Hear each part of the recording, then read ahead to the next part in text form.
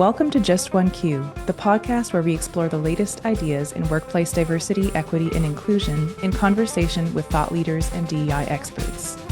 Each episode, I ask our guest one key question and a bunch of follow-up questions, highlighting their area of expertise in DEI. The goal is to leave you with the tools and insights that you need to drive change in your own life, both personally and professionally. I'm your host, Dominique Apryl. I'm a DEI educator and advocate working for Dialectic, an inclusive workplace learning consultancy in lovely Guelph, Ontario, which is situated on the treaty lands and territories of the Mississaugas of the Credit First Nation and the traditional lands of the Chinoochtan and the Haudenosaunee peoples. On this week's episode, I have the pleasure of speaking with Apryl Gordy. As Senior Impact Manager at Spaceship, Apryl Gordy is a seasoned professional with strong technical background and a passion for marketing and belonging. With over 12 years of experience spanning software engineering, consulting, and marketing strategy, Apryl has excelled in every phase of project development, from initial strategy to seamless delivery. She's a driving force in both the technical and diversity spheres, embodying a commitment to excellence, innovation, and positive change. So, Apryl, I'm so glad to have you on the show with me today. Welcome. Thank you so much. Happy to be here. So, before we jump into our question and what we're going to be talking about, I want to ask a little bit more about you. So, when you talk about your work, there's this sort of duality that's very present in it. You were trained as a mechanical engineer, and your past roles have been technical project management, quality assurance at Huge, which is, a global design, tech, and marketing firm. And of course, now you're at Spaceship, which is another creative agency that does a whole lot of things, including analytics and brand intelligence and digital design, among other things. So there's a lot of technical in the work that you've done.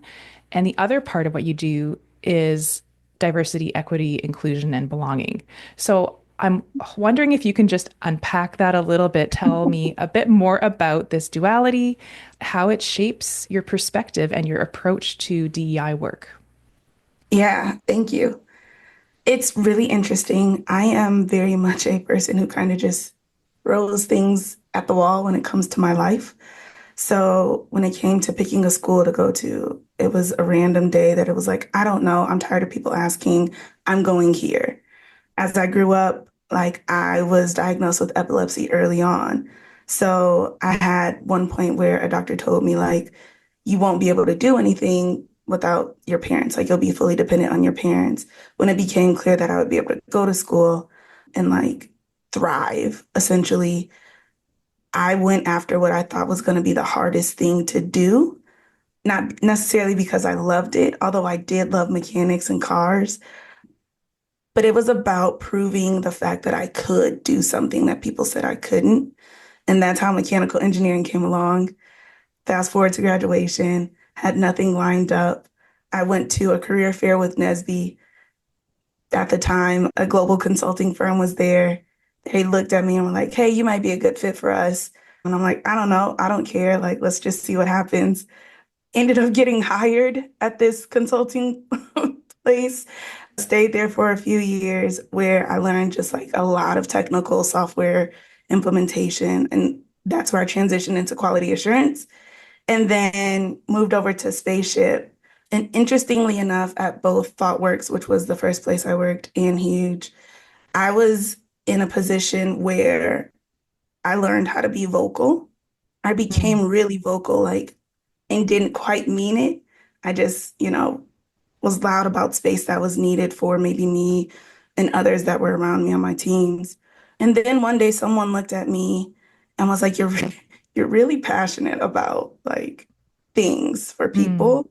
And there was a moment where others asked me to be more quiet in it, and that caused me to be louder just based on my personality. And then once I noticed people were continuously looking to me to be that voice and to kind of stand up in moments where people were afraid to, I took notice of it myself, but then there were people around me that spoke confidence in it for me until I was super confident in it myself. And then at one point, we decided to implement affinity groups at Huge. And that's kind of where the real transition took place because I had to be in a space of leadership. I had to lead a group I had to lead people and stand in what that meant. And it caused the shift. I think having the skill sets that it takes to be a software engineer, to be a project manager, to be organized, to have the foresight to think broadly and zoom in to be in the moment are things that I learned in the technical space. But I've always had, the attitude and the aptitude for what it takes to be in the DEIB space. I love the candor in that answer. I'll just say sometimes we fall in, don't we? And I like that your career path was just dictated by you choosing to be kind of stubborn and going for the hardest thing. And again, that your involvement with DEIB was very kind of personality driven at first. And that's a really interesting approach. And I think it's really funny and great. So thank you for sharing that. No And I, problem. and I like this idea of duality, I think is going to be shaping our conversation a little bit today because I think that is a unique perspective. You're not like a lot of people that I've spoken with who do come into DEIB work from HR or some other more human-centric field. Like you're bringing a very different lens.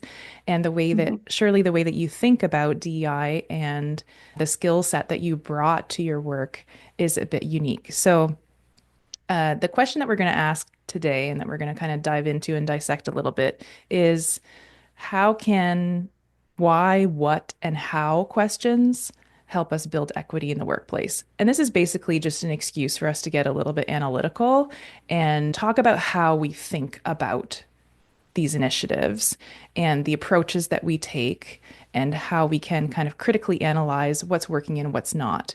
But I think these are questions that surfaced a lot in our earlier conversations. The why, the what, and the how seem to be things that you're thinking really deeply about. Mhm. So I want to kind of take time to go through each of those in turn.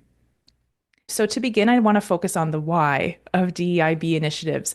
And, why is a powerful question. It can help us sort of uncover the root of a problem or peel back layers to understand, our core beliefs or rationale. And, business nerds out there might know the five whys in root cause analysis, which is, in Six Sigma. And it's sort of from there, I think, launched into our kind of collective knowledge or intelligence. We sort of understand that asking why and then asking why again and causing us to go deeper and deeper into the reasons, that's a useful strategy for critically analyzing something. So whether you use it in that context or not, asking why is a powerful tool on a personal level and on an organizational level also. So I want to ask you about both. So first, let's talk about your why. Other than the fact that you had the personality for it, why is equity and your work in this area important to you personally? Yeah, man, I touched on it a little bit, talking about how the road of getting here, but at the age of 3, I was diagnosed with epilepsy. I was supposed to be able to grow out of it, and I kind of technically did, but what we didn't figure out until later on in life was that the epilepsy itself may have curtailed, but ADHD showed up really prevalent and like it lives, thrives in me. So I'm neurodivergent. I'm a woman in a man's world. I am Black in a very white country, white driven country. I'm on the thicker side of body type, where the world notoriously like favors and caters to more slender types. And so, just those very small basic things of my existence, I've always been in a space where the world wasn't created for me. Hmm. And so I think as I began to grow up and grow older and mature, I realized again that I even if I don't want to, I've learned to be more vocal. I've learned to kind of ask for space in certain spaces or areas, but then demand it as I've grown more confident in my voice and the things that I do and what I bring, not just to the table, but to the world. And I've learned how I can shine and how I become my favorite version of myself when that space is made for me and not what someone like thinks I need, but what I specifically say and I get in order to thrive in those spaces. And my dream is for everyone to have that. So understanding what it did for me personally by doing the work and having the space to do the work, I want that for everyone. And being in a position now where like I can call for that and put action behind plans for that, I take it personal. It's a personal thing every single day for me. And I want to do what I possibly can across the board for everyone that I come in contact to have the same opportunity to feel what it feels like to stand confidently in exactly who you are, no matter who you are and what you need. Hmm. I'm hearing a lot of, intersectionality in your answer. So this idea that it's not just because you're a woman, it's not just because you're Black, it's not just because you're neurodivergent, it's not just because, you have a certain body type or whatever. It's like all of the above in a big combination of those things. That's a lot to unpack, and it sort of speaks to the uniqueness, I suppose, of all Mhm. of the accommodations or sort of requirements that people have and bring to the workplace in order to, as you say, be your favorite self, Yeah. which I really love. But I think a lot of people sometimes we miss that lens, right? We focus, especially institutionally, on, one or at least one at a time. This is a really common thing where people are like, Mhm. well, we can't possibly address it all. So we have to focus on, race first and like let's take steps. But what I'm hearing in your story is that all the parts of your identity really shape your needs in a workplace. Can you give, I know this might be hard to do, but I'm just going to throw it out there. Can you give an example of, a workplace environment that made it possible for you to show up in all of your identities? Something that kind of touched on all those parts of you and made it possible for you to be, your favorite self in a workplace? Yeah, undoubtedly leading RBG at Huge. It was the space that I think I had the most confident growth in being able to do work like this.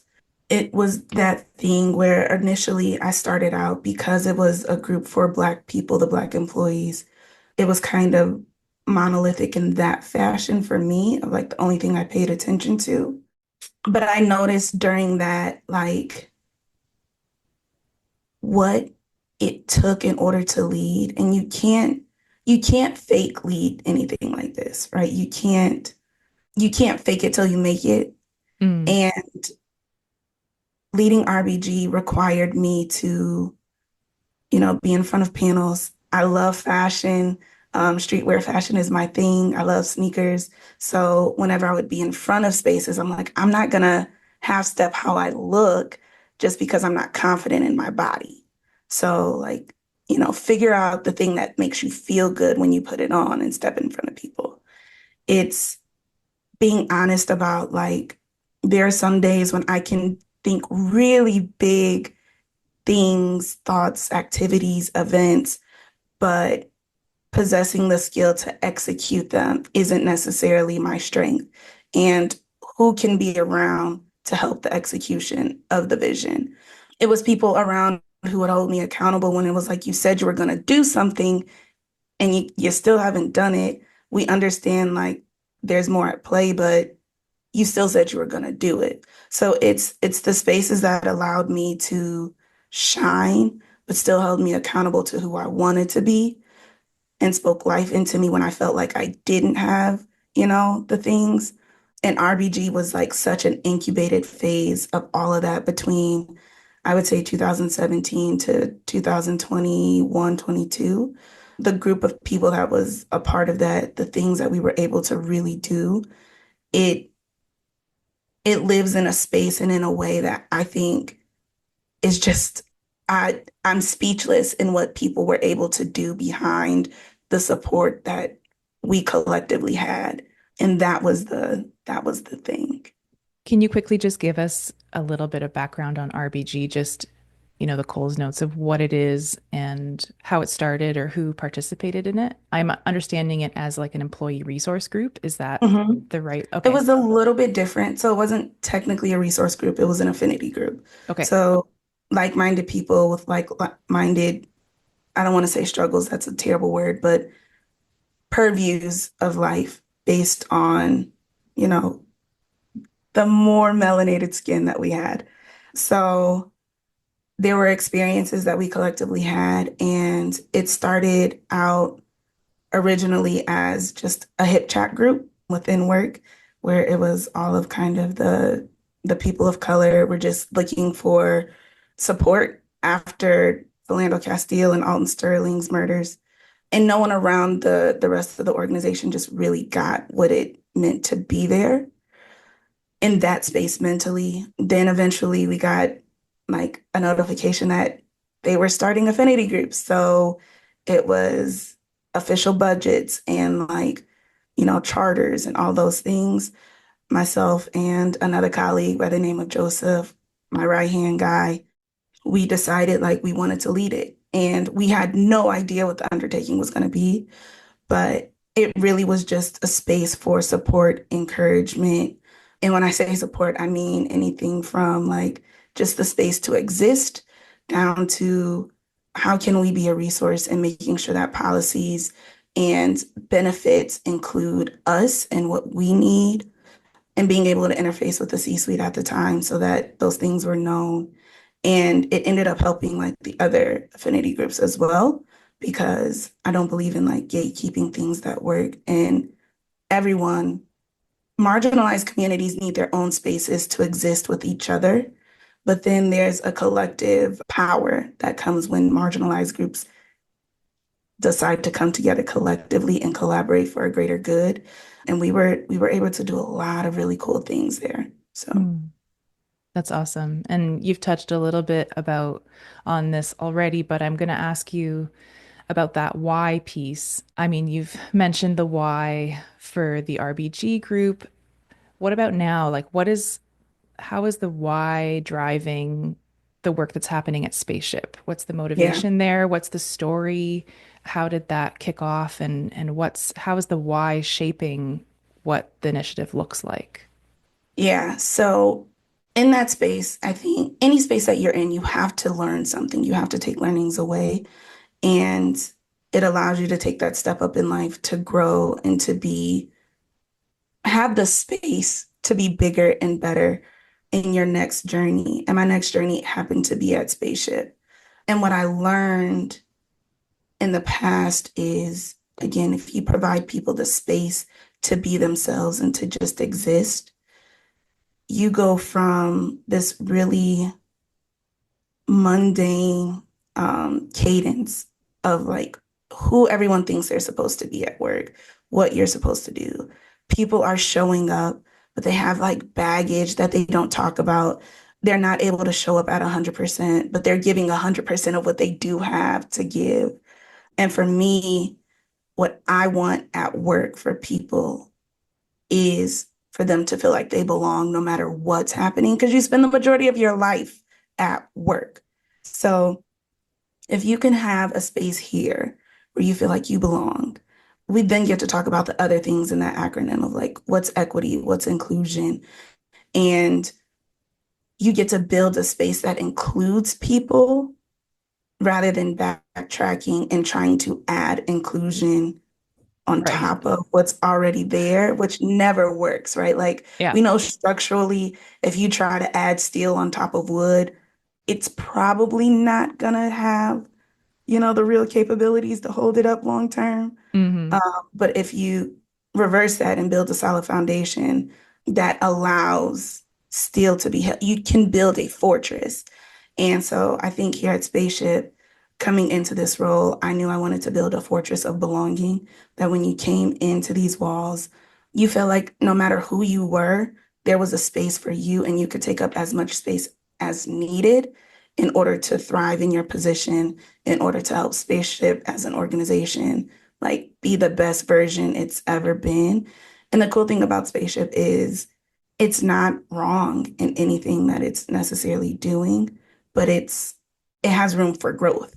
Mm. And the organization itself, the people who are running this organization recognize that and they're open to, that iterative process to create, the best and most optimal space for work possible.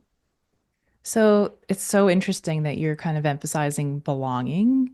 Hmm. Um, Often people start from, as you mentioned, like another letter, basically Hmm. in DEIB or DEIBJ or whatever your acronym happens to be. Yeah. There are dozens, but people sometimes start with diversity is a very common one where they start with hiring. So they look at the talent pipeline Hmm. and they try to address diversity by just hiring people in. And then they say, oh my gosh, well, we can't have diversity if we don't also have inclusion because then people who do come in aren't included and they are, sort of cast aside or they feel like a token minority person. And so there's like, attempts then to sort of include the other letters as a result of having started with diversity. And you're saying that your why is really all of the initiatives that you're doing at Spaceship are starting with this belonging piece. So Hmm. I'm wondering like what does that look like in practice? Like how does it, if your focus is on belonging first, what kinds of things are you doing that are different from what you would do if you were starting with diversity, for example? Yeah. So when it comes to belonging, I think the biggest thing that you can do for anyone is recognize who they are in the moment, what they need, and how they work, and providing that space essentially. And while you can never give, hundreds of people exactly everything that they need, you can create an environment that allows them to belong, anyone to belong, and then focus on the more nuanced pieces along the way to provide for, more level of support where necessary and where needed. And I think, again, when you give people the space to belong and to take up the space that they need, there's more color in the world. There's more color in their world. They're able to provide cooler designs. They're able to think outside of boxes because they're not confined to one. And the more you provide a space of belonging, the more people feel included. And while people feel included, kind of on the back end in the same space of, allowing them to belong, you create the policies and the initiatives and the rollouts that include equity from the jump, which is again another cool thing right now is like equity is being built into our processes as we Mm. redo processes, as we rethink processes, as we restructure and redesign just any and everything that we want to look at. Equity is being built in from the ground up so that we understand like essentially this becomes embedded in the DNA of the organization and the agency itself. And it's not something that we're tacking on the side that we want to pay attention to. And we're doing that in ways of like providing space for people to talk about what's wrong, transparency and communication up front, being honest about where we're at. It's one-on-ones. I talk to every crew member. People have the amount of space that they want to throw time on my calendar. It's thinking about the things that allow you the creativity to be like a kid again, where you think of these wild solutions that as adults we say isn't possible, but honestly, who told us that, Mm. right? Like, and why can't these solutions exist? It's providing that space and knowing like, there may be a mom around who has a kid who's sick and today I only have 50% capacity, but I'm going to give you 100% of that 50, where there could be someone else who's got 100 and they're only showing up with 32% effort. Yeah. Like it's acknowledging what it takes in order for you to show up Mm. and making space for that period. And I go back to that time and time again because if you make space for someone, the way they get to bloom and blossom, even as adults, is such an encouraging process to watch. And they become their favorite versions of themselves, which is Mm. really what we're going for here is like every crew member to be able to show up as their favorite self or even learn what that means. Yeah. I guess that's the evidence, the proof that it's really working is seeing that, people coming alive. You're witnessing that transformation. And, if people are happy, people are creative, people are contributing the 100% of their 50%, these are all Mhm. indications that the work that you're doing isn't just this like add on or this performative piece. It's actually directly impacting people's work life. So I want to dig into that a little bit and ask you, you've been in this work for over a decade, and I want to ask you if you've noticed any patterns, like what are the whys or the foundational reasons that tend to motivate strong DEIB programs and initiatives? And maybe like what are some that are less likely to yield that actual foundational change that is witnessed in individuals? Yeah, I'll start with the latter. Like, what's more noticed is people can tell when their company or place of employment is being performative in these aspects, right? They deliver based on metrics. They talk about the diversity number. But if you ask, the face of diversity, there's one of one Mm, across every team. You have people that say crazy stuff like, I'm just trying to make sure I catch them all, like Pokemon style of the different whoa. types of first diversity. I've heard it. It's been said to me. Not here, but it's been said. It's even the rollback of what many places are doing right now, where in 2020, everyone was all on board with what it meant to be a place that thinks about diversity, equity, and inclusion. But all of those things are being rolled back now. It's it's promising something to your employees and never like finding reasons why you can't or won't fulfill those promises. When we talk about diversity alone, you don't provide the space for diversity to be included in what's going on. And those are the places that are doing it right.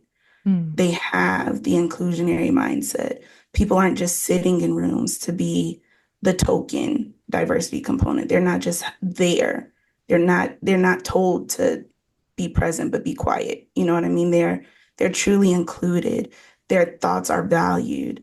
They are listened to across the board from not just how do we show up better for diverse talent, but they're included in the pitch work. They're included in the creativity of what's being put forth for clients. mm, They're asked, their opinions are garnered. Those are the places that are doing it right, mm, where people think more about what it takes to be inclusive and they're thinking beyond what meets the eye. I think that's also something really big for me is the invisibility components of diversity, like the things that are most overlooked when it comes to diversity. And people aren't thinking about that, right? mm, Maybe they have one person in a wheelchair in a campaign, and it's like, great, but we know what you're doing. They're not actually a part of the thing, they're just there. So when you have true inclusive practices and places that allow people of all types of diversity to be present, then your diversity number fixes itself because people want to be a part of where you're at. Like that's why the way that I'm focusing on, DEIB here at Spaceship, that not like diversity, it's cool to talk about, but that's not where the focus is. It's in mm, the belonging and, leading with equity and inclusion first. And then you create the space for diverse talent to show up. So yeah. mhm. I want to ask you, that's a really beautiful answer, first of all. So thank you for that. I want to ask, something that came out in our pre-recording chat is this idea that you bring sort of an analytical Hmm. perspective to your work in impact, and why can be a really powerful question for that kind of analysis or accountability. Hmm. Can you speak just briefly to how you use the question why to analyze or evaluate, the policies and practices of Spaceship? Yeah. I think just notoriously, anywhere you go, there are things that exist in terms of policies. There's a lot of rigidity, and it puts people in this space where everyone gets the same thing no matter what. That's not equity at all, right? Equity is this guy over here is 6 foot, but this guy over here is 4'3", and there's a 5 foot like fence, and they're trying to see something. I know many of us have seen this, like, It's like an infographic or yeah, illustration. right. Yeah, yeah, But if the guy that's 4'3" never has multiple boxes to step up, like, and see over the fence, of course, 6'4" guy is always going to have way more advantage to the purview of what's happening. So when it comes to policies, it's like, why does this exist? Who is this supposed to serve? Who does it serve? Does it serve anyone here? Or is this just like a blanket thing that we inherited from previous thinking? yeah. It's consistently, oh, sorry. no, you're, I've seen images, like versions of that image even that are talking about justice where like mhm. the fence is removed, right? So it's like even going that far with it in terms of that, critical piece. And it's like, well, why are Yeah. we standing on boxes? Why don't we And just it's remove the true. fence? Yeah. Yeah. But what does it take to move the fence? And do we have that capability today, right now? So until Hmm. we are able to remove the fence, we can't just tell everybody, don't worry, the fence is just going to get moved out of the way. It might take us 8 years, but we're moving it. And it's like, well, in that 8 years, my guy over here has, eons of paces ahead of me, knowledge ahead of me than what this guy over here has because we never provided him what he needed in order Hmm. to have the knowledge to move forward until we remove the fence. Hmm. So it's asking those whys of like, why do you feel like this is okay just for now? Why do we want to do this? Why is this happening? Why? And again, eventually you'll get to the basic answer of what you're trying to achieve or what someone's trying to achieve with this rule, policy, etc. And we get to ask the question of, does this actually provide the solution that we're looking for long term? And if Hmm. the answer is no, great, cool. We're now in a new space where we get to pivot and decide what that pivot looks like and be clear on what it takes to have this pivot, the timing in between where we are versus where we want to be, and what can we provide in the interim to make sure that everyone has what they need, getting from where we are to where we need to be. I love it. I love it. That's a really, powerful kind of way of thinking about why and taking it all the way back, and uncovering it must be scary sometimes to uncover what's at the root of some of these policies or decisions.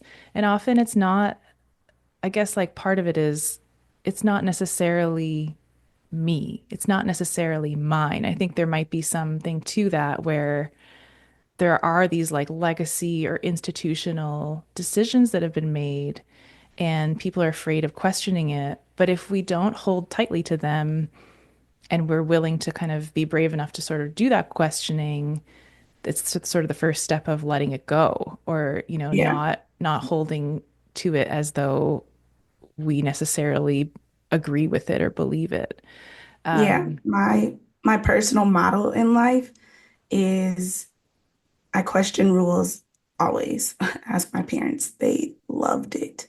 Um, but my thing about rules are, does this rule exist for my safety or for your comfort? mm, And again, just this being a role that I can truly embody from a professional and personal standpoint, I bring that in here too. Like, do these policies and these rules exist for the safety and thriving of the crew, the business, etc.? Or does this thing exist for the comfort of like who built the thing? mm, And I think the most beautiful thing about this position and the leadership at Spaceship right now is they are open to those questions, they're willing to answer and be honest in them. And I think we're all really honest in the fact that sometimes that analyzation isn't going to feel good Mm. and it's going to cause discomfort. But if everyone's willing to sit in the discomfort, we can change a lot of stuff for the best. Yeah. No, that's amazing. Okay, well, I feel satisfied that we can move on to the what now. Okay. Because we've talked about why, and now I want to talk about what. And what I mean by that is, what are you actually doing at Spaceship to sort of achieve these stated goals of belonging in your organization? So I don't know if there are, pillars or core strategies or a roadmap or something. I'm really curious, given your particular approach, Mhm. what that looks like and sort of what you've come up with as the what that you're doing. Yeah. So it's really cool. This is the first time a position like this has existed at Spaceship. I've gotten to kind of really drill it down to a succinct sentence on what I do. And that is, I get to analyze our business for how we change, grow, fluctuate, all things in that manner that incite just change, period, against our core values, our mission, and who we say we want to be. And I get to say, like, yeah, we're doing that, or no, we're not. And where we aren't, then that's where kind of the strategy, the thinking, the changes, the implementations come into play. And I do this analysis across, like, based on four pillars, and that's the crew wellness and well-being, DEI, environmental sustainability and awareness, and local community engagement. Mm. And we're always constantly looking at those things to see, are we showing up the way that we want to? And it's an equalizer effect, right? There's never a point where it's one big block of everything being paid attention to exactly the same way. It's understanding where we need to focus, turn up focus in one area or another. Again, being honest in what that means, what it takes. It's holding space for the crew. It's allowing them to voice what they feel like is wrong. It's taking that back to our core team members and collectively, like, saying what we have the ability to do and can't do. Mm. And I think when there's that transparency and all of that and communication across the board, again, it allows a space for the blossoming to happen. But it's all based on, those four pillars. And are we showing up the way we want to? It sounds like you have an awful lot of decision-making power, like that Um, your role is central, or that you have, an ability to oversee decisions that are being made across the entire organization. Like you're not in a siloed space. You have access to a lot of the decisions that are being made. Is that what it feels like? I get to inform people Mm. who are making decisions, right? Like I get to give you the facts. I get to give you not just, the hard paper facts, but I get to give you the emotional facts as well. Mm. So I would say not necessarily I'm not making any decisions, but I get to inform what is happening and I get to be honest about, like, if what a decision is gonna, the implication of it, good or bad. So it's all about literally what is the impact of this decision. Mm. And I get to provide opinions. That sounds fun. It can be. It can be. I think another thing that's standing out from your answer is just the inclusion of community component and the environmental Mhm. component, which we don't often include those in our conception of, you know, belonging or DEI. And I know I can see that, DEI is technically its own pillar, but I'm wondering if you can speak to sort of the interconnection there, or like why including those things in the what that you're doing is so important. Yeah. So if you look at a lot of businesses, they sit in notoriously minority spaces, whether they have an office or they're just based there. But oftentimes, these companies and these agencies and organizations are sitting in spaces but aren't positively contributing to them. They don't even know what's happening in the worlds around them. They go to the office, they leave, and that's it. we want to make sure that that's not the case, right? There's a whole thing around exposure and early exposure to, just ideas, career paths, Mm, understanding like, you know, in the Black community, I heard it often growing up. People didn't want their kids to have art degrees because you couldn't do anything with them. And it's like that's not true at all. Like I'm working with art directors every day and they do really cool things and they make really great money. There are people who are, you know, poets in their younger years, but don't understand that copywriting exists as a career path. It's helping to be that exposure in those realms. It's contributing to even policies, in cities like why don't we have more trees? Like, and if we're an organization that's providing or paying taxes, what have you, in certain spaces, we should be able to talk about what these communities need as well. Because we know, like, if trees don't exist in a certain neighborhood, the increase of temperature exists. It's a hotter space. If it's a hotter space and they don't have air conditioning, like that now is a humanitarian problem. If yeah. we can talk about these things up front and be honest about how we're contributing to the spaces that we're in and positively shifting both the conversation and how things and what things are happening, or even just paying attention to it, being aware of it, and hearing what our community needs from us, you can do a lot Yeah. for just the local community and what they Yeah. need. It's amazing how expansive this is. It's so far beyond just thinking about diversifying a talent pipeline. Hmm. It's taking responsibility as an organization for the role that you play in a community where you're embedded. Yep. And that's, I think, often a lot of companies draw the line a lot closer. Like they will not see that as their responsibility necessarily, or think that it's their responsibility to kind of shape the community or create that change at that level. Environmental things, for example, or like those community outreach things that you're speaking about, they often are so left out. So it's really interesting to see how sort of the connection between the approach of the organization and the sort of focus that it's leading to, and that broader focus. It's really neat. Obviously, though, not every organization has the resources or the scale, to make that kind of impact. So I'm wondering, just based on your experience, if for a smaller organization or an organization that's just getting started in diversity, equity, and inclusion and belonging, what would you say would be the essential or those foundational components? So, in other words, like what's the what that they should be doing with limited resources or as a first Yeah, step?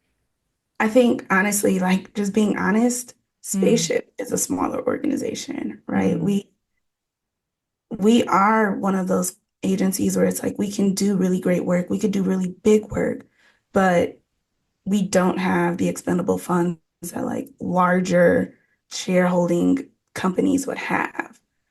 And the beautiful thing about the what here is, you know, Michael and Renee deciding this is something that we need. They wanted to be better in this space. And it's kind of starting out with being like, we don't necessarily know all of the what's. mm, Um, we just know where we are versus where we want to be. And it's being open to that growth and it's being open to what it takes to grow and just understanding that it's going to be a road, like, and that's another thing that I tell the crew, it's a road. mm, It's not going to change overnight. Slow is smooth and smooth is fast. If we do it slow up front and we take our time to properly build the things that help us continue to be better and continue to be who we say we want to be, we get to put it in a foundational aspect that when it's ready to go, we don't have to return back like we did it right the first time. And again, recognizing this is the first time that we get to really have this focal point. mm, It's going to take more time, but once mm. we get there, it's going to be an awesome, like, you know, pace. It's going to be slow is smooth and smooth is fast. So, Amazing. I love that. And you're sort of shifting now into how, and that's sort of what I Hmm. want to talk about next. So you've sort of segued into it, which is great. And I want to ask about the how of implementing these strategies and goals. And something that sort of came up in our earlier conversations was about resistance, Hmm.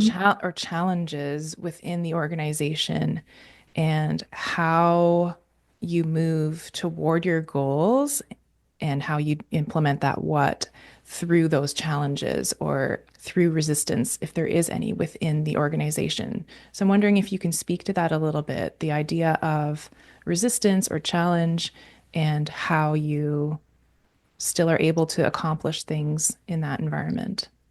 Yeah, I can honestly say here I haven't met like real resistance yet, but I think in the places where apprehension has shown up, it's it's one of those things of like, let me show and prove Mm, rather than allowing fear to drive the conversation.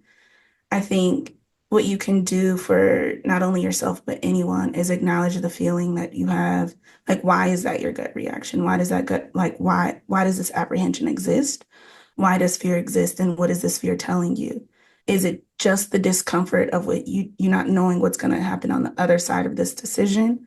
That's okay. If you can sit with that, if you can befriend fear, if you can talk to apprehension, I think those are the things that most people kind of want to bulldoze over because you know better than you can tell because you have your proven case studies, etc. But everyone's on their own journey in this thing, right? And sometimes the people that are leading organizations and agencies and companies, they haven't necessarily had to walk the journey of a marginalized community. So they don't necessarily know all the things it takes in order to be inclusive and to create equity and provide spaces of belonging. They only see, the diversity.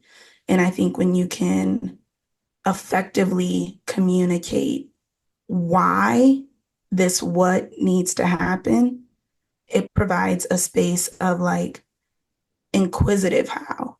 People mm, naturally will come to the place of asking, how do we do it?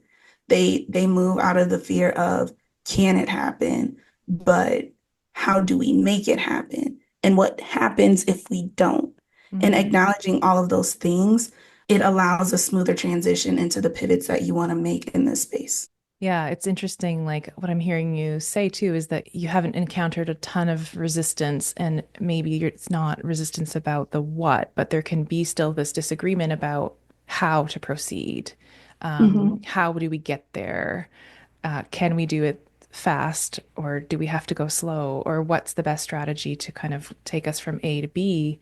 And you're just speaking also to this idea of, creating a shared vision or direction, taking time to acknowledge those feelings and to kind of recalibrate and get on the same page with people.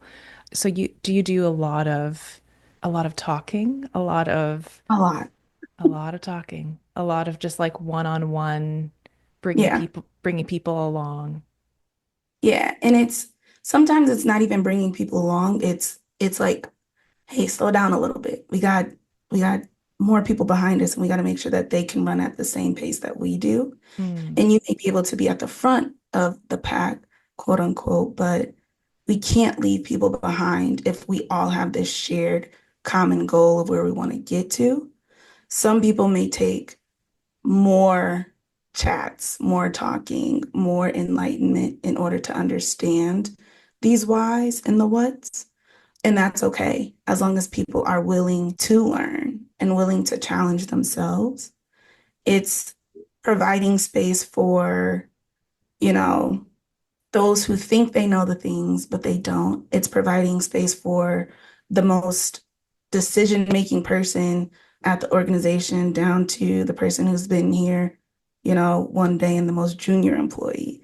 It's it's really acknowledging across the board every single person in the aspect of where they are at, considering those nuances while building the full purview of the roadmap of how we're going to do things. mm, Um, and then making sure that people understand, I know it may feel like this seems that you're 12,000 paces behind, but that's okay. I'm confident in your abilities to catch up based on, these factors of your situation versus, the other person who's like, I know all these things about DE&I and belonging, and I don't understand why they don't. It's because they haven't had the experiences that you've had. Yeah. I don't expect anyone who doesn't look like me, who doesn't understand neurodivergence, who doesn't understand, just familial, large family optics things to know anything that I'm talking about based on the experiences I've had because they haven't. And empathy is what really comes into play in this aspect of the how is if people can allow people to just be people, you get to have spaces where people feel like they belong no Mm. matter where they are in their journey and that you can grow together. And that's truly just, again, the approach that I get to have in this impact work here at Spaceship. That's amazing. I mean, it sounds very welcoming. It sounds like kind of an inclusive approach. Like you're just trying to kind of focus not only on bringing up the the end, slowing down the front end, you know what I mean? So that there can be some cohesion and everybody can move together. And that's Yeah. not something that we talk about a lot. Like we don't talk a lot about like, addressing the people who are at the front, who are pushing to try to kind of motivate them to remember who's all in their organization and what we can do to sort of create cohesion in moving everybody along. So I like that reminder a lot.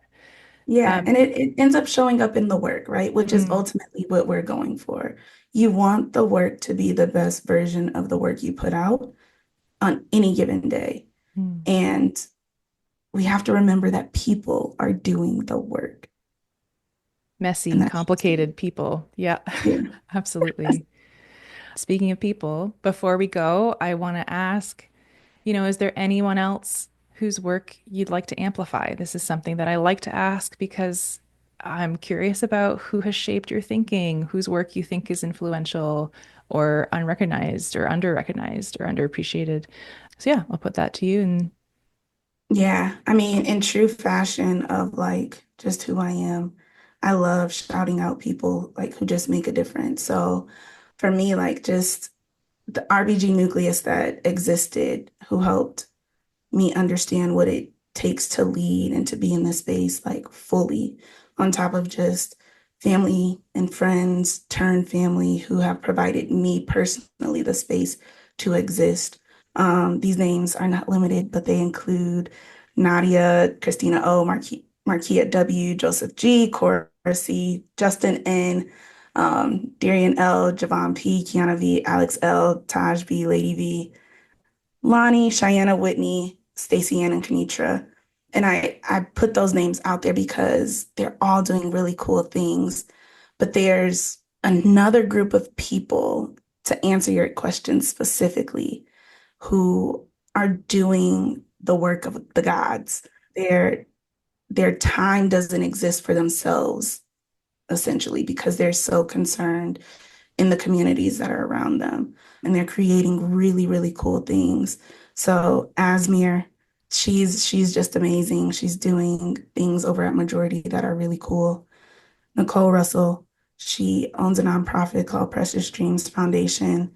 They really pay attention to children in, the system and what it takes in order to have just good, restful sleep.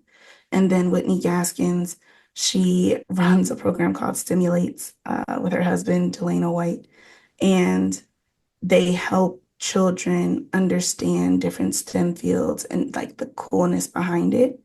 And I know all of that has nothing to do with marketing and advertising or agency life, period. But I think when you have spaces again that allow people to exist where they're at, especially when they're young, and still you decide to tell them, I see you, mm, I hear you, and I'm going to provide space for you. They get to grow up into adults that work in really cool spaces, such as, the place that Asmir is providing for others as well. So, I know that was a long list of people, it's a lot of shout amazing. outs. Yeah, no, it's But great. I love the community aspect yeah, that you brought to that, the personal answer. And then obviously, like, I'm going to be looking up everybody you've mentioned and linking them in the show notes. So if anybody's curious about these organizations and the work that they're doing, I'd love to be able to help listeners, follow them and figure out more about, find out more about them. And likewise, listeners, if you want to stay connected with Apryl Gordy and follow her work at Spaceship, I'll include the links to any websites and socials in the show notes as well. So I just want to take a minute and thank you, Apryl, for this conversation. It's been really impactful for me. I feel like drilling down into these key questions and really taking time to see how your thinking about it has shaped your approach so much and breaking away from just this focus on diversity, I think is like the big takeaway from for me and how, a shift to prioritizing belonging creates a more broad and yeah, like I don't know how to describe it, but I think that the thing that you're bringing is you're prioritizing people. It feels like a more humane version of this thing. It feels like a people first approach rather than a numbers first approach, rather than a performative exercise, rather than purely data driven. And I know data probably factors into the things that you do in decision making, but it's been this absolutely. really refreshing kind of take on DEI. So I really appreciate that. Thank you. So thank you. And as always, I'm going to welcome any of our listeners to reach out to me if you'd like to be featured as a guest on the podcast or if you want to sneakily nominate someone. My email address is also in the show notes. If you like what you're hearing, please leave us a rating and a review or share the episode to your own socials. It really does help get the podcast into more ears. I'm Dominique Apryl. Thank you so much for listening, and I'll see you next time on Just One Q.